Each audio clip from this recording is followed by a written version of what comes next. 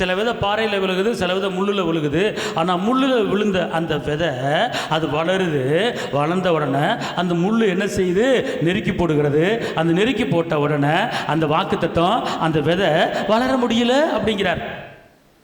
அப்போ வேதம் சொல்லுகிறது முள்ளு எதை குறிக்குது என்று கேட்டால் உலகப்பரமான எண்ணங்களையும் உலகப்பரமான சிந்தனைகளையும் உலகப்பரமான பேச்சுகளையும் உலக கவலைகளையும் அவனை போல நான் இல்லை இவனை போல இல்லை அப்படின்னு சொல்லி யோசிக்கும் போது அப்போ என்ன செய்யனா இந்த வாக்குத்தத்தம், நீங்கள் சொன்ன வாக்குத்தத்தம், நீங்கள் சாப்பிட்ட வாக்குத்தத்தம், நீங்கள் உட்கொண்ட வாக்குத்தத்தம், நீங்கள் சாப்பிட்ட அந்த வசனங்களில் உங்கள் உள்ளத்துக்கள் அப்படியே வளர்ந்துக்கிட்டே வருது. உங்கள் வாழ்க்கை வளர்ந்துட்டே வருது. உங்கள் வாழ்க்கை முன்னேறிட்டே போகுது. ஆனால் இப்படி முன்னேறிட்டு போகிற வேலையில் ஊடால இந்த மாதிரி காரியத்தை உள்ளே கொண்டு வந்து விதைக்கும் போது அந்த வசனத்தை வளர விடாம அது தடுத்து நிப்பாட்டிடுது.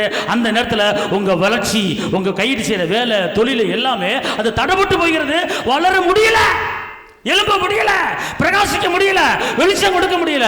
இந்த ஆவில, இந்த ஆத்துமால, இந்த சரீரத்தில் தேவனுடைய வார்த்தை மட்டும் தான் விதைக்கணும், தேவனுடைய வார்த்தை மட்டும் தான் தியானிக்கணும், தேவனுடைய வார்த்தை மட்டும் தான் பேசணும், தேவனுடைய வார்த்தை மட்டும் தான் யோசிக்கணும். ஆனா மற்ற காரியங்களை உள்ள கொண்டு வரும்போது, அதை கொண்டு வந்து உள்ள பேசும்போது வளராது, வார்த்தை வளராது, வாக்குத்தத்தம் வளராது, குடும்பம் வளராது, கைது செய்யற வேலை வளராது, தொழில் வளராது, பிசினஸ் வளராது.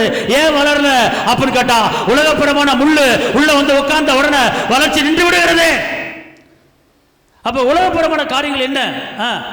உலக கவலையும் அவனை போல இல்லை, இவனை போல இல்லை, அவன் நல்லா இருக்கான், இவன் நல்லா இருக்கான், நான் முன்னேற முடியல, என்ன செய்யன்னு தெரியலையே, 5 பவுன் நகை போட்டிருக்கான், 10 பவுன் நகை போட்டிருக்கான், நான் சம்பாதிக்க முடியலையே, நான் நகையை திருப்ப முடியலையே, என்ன செய்யுது, ஒரே குழப்பமா இருக்கு அப்படின்னு கவலையை கொண்டு வந்தீங்கன்னா அடுத்து என்ன போட்டிருக்கு? ஐஸ்வர்யத்தின் மயக்கம். அவனை போல நான் செல்வ சீமானா இல்லையே, நான் என்ன செய்யட்டும் அப்படின்னு சொல்லி வேதனைப்பட்டு, கவலைப்பட்டு, ஒடுக்கப்பட்டு, நீ நிந்திக்கப்பட்டு, பல விதமான உலகப்பரமான எண்ணங்களை, உலகப்பரமான ஆசைங்களை, உலகப்பரமான இச்சைகளை நீ கொண்டு வந்து உள்ள சிந்திக்கும் போது, அதை நினைச்சு கொண்டு வந்து தியானிக்கும் போது இந்த வாக்குத்தத்தங்கள், இந்த வாக்குத்தத்த வசனங்கள் அது வளர்ந்து வந்துகிட்டு இருக்கு. பூ பூக்குது, காய் காய்ச்சி கனி கொடுக்கிற நேரம் பார்த்து உலகத்தை கொண்டு வந்து உள்ள உட்கார வச்சுட்டனோ அது என்ன செய்யுது?